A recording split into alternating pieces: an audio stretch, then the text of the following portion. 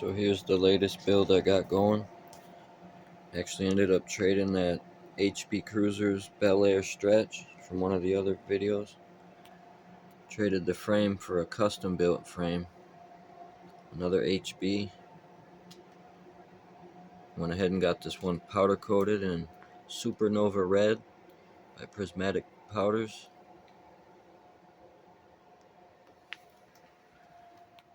Got the HB dropouts. That low frame that's gonna sit low to the ground. Got it exactly how I wanted it. A little bit of square tubing and round tubing. Got most of my parts ordered.